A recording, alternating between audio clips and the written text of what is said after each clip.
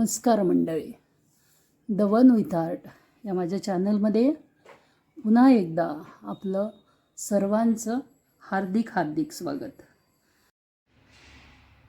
आज करतोय आपण ही गणतंत्र दिवस स्पेशल रांगोळी. छोटीशी रांगोळी, करायला सोपी आणि ज्याला आपण तिरंगी रांगोळी असं म्हणू शकतो. ही रांगोळी आपण 6 mm मध्ये करतोय आणि मग त्याच्यासोबत वेगवेगळे कॉम्बिनेशन आपल्याला ठेवता येतात. आता याला लागणारं साहित्य बघूया. साहित्य अर्थातच हे 3 6 mm मोती, हिरवा, पांढरा आणि ऑरेंज, आणि थोडेसे हे डार्क ब्ल्यू कलरचे मोती. थोडीशी जे चक्र असतं ना मध्ये, तर त्या चक्रासाठी म्हणून लागणारे हे डार्क ब्ल्यू कलरचे मोती. बस इतकं थोड्याशा साहित्यात आपण ही रांगोळी करणार आहे. छोटीशी आहे. आता ही वेगवेगळ्या रंगात करता येते, पण आपण आता 26 जानेवारी निमित्त याला तिरंगी रंगात करणार आहे. आता याला करायचं काय आहे, तर याला पहिल्यांदा काय करायचं, 6 मोती ओवून घ्यायचे आणि 6 मोती ओवून त्याला एक छान पक्की गाठ पाडून घ्यायची. सोपी आहे, पण नेहमीपेक्षा थोडी वेगळी आहे. आता हे 6 जे मोती आपण घालून घेतले आहेत, या 6 मोत्यांपैकी प्रत्येक मोत्यावरती एक त्रिकोण करायचे आणि त्यासाठी आपण 2 मोती त्या निळ्याच रंगाचे यामध्ये घालून घेणार आहे. बघा, हे 2 मोती घातले आणि त्याच मोत्यातून निडल काढून पुढच्या मोत्यात घेऊन जायची. असे 2 मोती घालायचे, प्रत्येक मोत्यावर 2. आता इथे पुन्हा आपण 2 मोती घालून ती निडल पुढच्या याच्यामध्ये, पुढच्या मोत्यामध्ये घेऊन जायची. बघा, हे 2 मोती घातलेत आणि ही निडल पुढे घेऊन जायची. अशाच पद्धतीने आपल्याला प्रत्येक मोत्यावरती एक एक त्रिकोण करून घ्यायचं आहे. आता हे पूर्ण कंप्लीट करते मी, मग पुढचा भाग दाखव. आता हा आपला एक छानसा सर्कल तयार झाला. आता काय करायचं आपल्याला, या ठिकाणी 2 हिरव्या रंगाचे मोती घ्यायचे आहेत. तर आपण हिरव्या रंगाच्या मोत्यावर काम करूया. तर 2 हिरव्या रंगाचे मोती घ्यायचे आणि हा जो त्रिकोण आपण केलेला आहे, त्या 2 त्रिकोणामधला एक एक मोती त्याच्यामध्ये आपल्याला असे 2 मोती घ्यायचे. बघा, आता हा एक त्रिकोण आहे, हा इथला एक त्रिकोण आहे आणि हा एक त्रिकोण आहे. ह्या त्रिकोणातला एक मोती आणि ह्या त्रिकोणातला एक मोती, अशा 2 मोत्यांमधून आपल्याला ही निडल काढून घ्यायची. बघा, इथे एक चौकोन तयार होईल. पुन्हा पुढच्या याच्यावर मोत्यावर न्यायचं आणि असेच सर्व चौकोन करून घ्यायचे. पुन्हा इथे मी 2 मोती घालणार आहे, 2 हिरवे मोती. आता हे सर्व मोती आपण 6 नंबरमध्ये घेतले आहेत. तुम्ही 5 नंबरच्या मोत्यामध्ये सुद्धा ही डिझाईन करू शकता. ही छोटीशी रांगोळी तयार होते, पण ही रांगोळी छोटी होईल 5 नंबरमध्ये केली तर. अशाच पद्धतीने आता आपल्याला ह्या 2-2 मोत्यांवरती हे चौकोन करून घ्यायचे आहेत. आता हे पूर्ण करते मी. 2 झाले, आणखी 4 करायचे आहेत आणि मग पुढचा भाग बघूया. आता एक छोटंसं फ्लावर तयार झालं. आता याच्यामध्ये ह्या ज्या मध्ये गॅप आहेत, ह्या गॅप आपल्याला हिरव्या मोत्यांनी भरून टाकायचे आहेत. म्हणजे सरळ एक हिरवा मोती घालायचा आणि पुढच्या 2 मोत्यातून निडल काढून घ्यायची.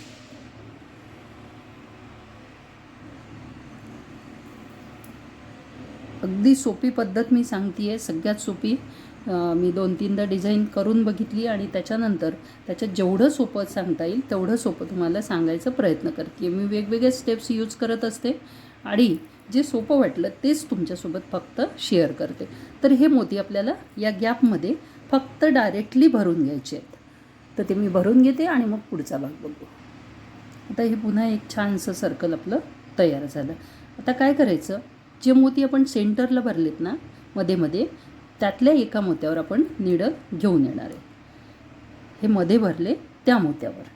आणि आता काय करायचं आहे आपल्याला, त्या मोत्यावरती एक हिरव्याच मोत्याचा चौकोन तयार करायचा आहे. 1, 2 आणि 3 असे 3 मोती घालायचे आहेत आणि त्या मोत्यावर आपल्याला एक चौकोन तयार करायचा आहे.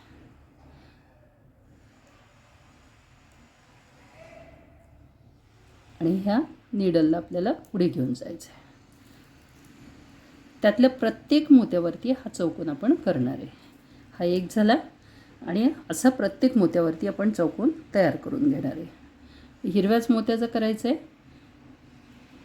त्याच्यामुळे ती डिझाईन खूप छान दिसते. तर असे प्रत्येक मोत्यावरती मी हा चौकोन तयार करून घेणार आहे आणि नंतर मग पुढची स्टेप. आता ही हिरवे मोती आपले भरून झाले आहेत सगळे. आता आपण काय करणार आहे, हे टॉपवरती हे जे चौकोन केलं आहे त्याच्या वरच्या बाजूला आपण ही सुई आपण घेऊन येणार आहे.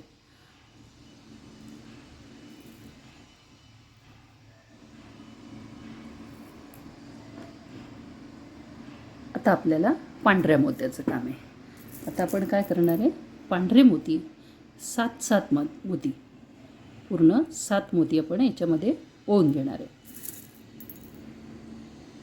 1 2 आणि 3 असे 7 मोती ओवायचे आहेत आणि 7 मोती ओवून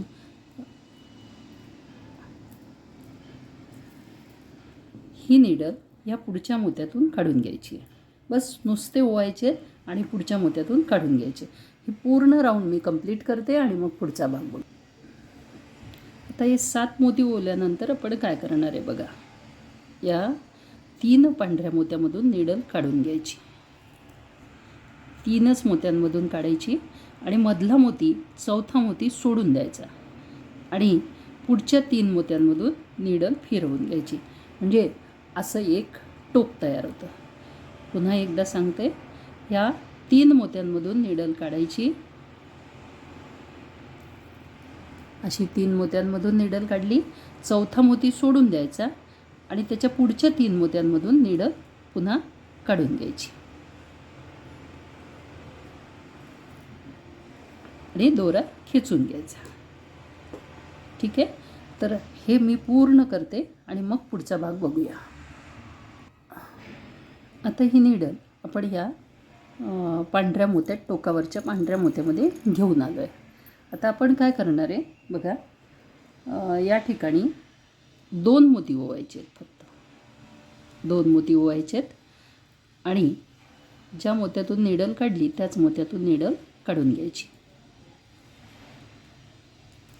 आता काय करायचं, हा जो मोती आहे साईडचा, या मोत्यावरती आपल्याला एक चौकोन तयार करायचा आहे. तो चौकोन करण्यासाठी आपल्याला पुन्हा 3 मोती घालावे लागतील. 1 2 आणि 3. 3 मोती घालायचे आणि या त्याच ऑरेंज कलरच्या मोत्यातून नीडल काढून घ्यायची. अशा पद्धतीने एक चौकोन तयार होईल. आता आपल्याला या ठिकाणी 6 मोती घालायचे आहेत. 1 2 3 4 5 आणि 6.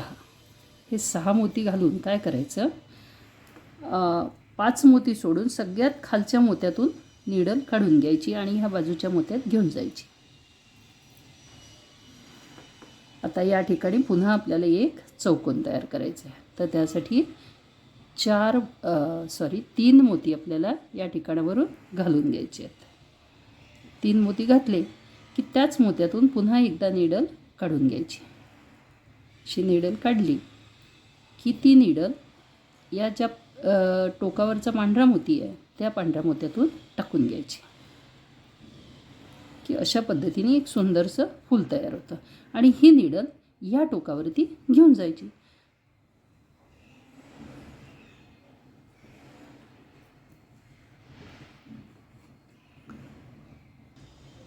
पुन्हा एकदा बघूया कसं करायचं ते. 2 मोती घालायचे. 2 मोती घालून त्याच पांढऱ्या मोत्यातून नीडल काढून घ्यायची. पांढऱ्या मोत्यातून नीडल काढल्यानंतर या एका ऑरेंज कलरच्या मोत्यामधून नीडल काढून घ्यायची. धागा टाईट करायचा आणि त्या ऑरेंज कलरच्या मोत्यावरती एक पुन्हा चौकोन करून घ्यायचा. त्यासाठी आपल्याला 3 मोती घालावे लागतील. 3 मोती घालायचे. 1 2 3.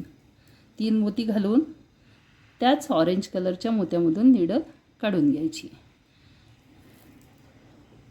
आता काय करायचं, आता 6 मोती आपल्याला ओवायला लागतील. 1 2 3 4 5 आणि 6 6 मोती घालायचे. 6 मोती घालून काय करायचं, 5 मोती सोडून द्यायचे आणि 5 मोती सोडून शेवटच्या मोत्यामधून नीडल काढून घ्यायची, लास्ट मोत्यातून, आणि सोबत बाजूच्या एका मोत्यातून नीडल काढून घ्यायची. आता इथे पुन्हा एक चौकोन तयार करायचं आहे. त्यासाठी आपल्याला 3 मोती घालायला लागतील. 1 2 आणि 3. 3 मोती घालून काय करायचं, नीडल पुन्हा याच मोत्यातून घालून आपल्याला पुढे घेऊन जायची आहे. आता पुन्हा या पांढऱ्या मोत्यात नीडल टाकायची.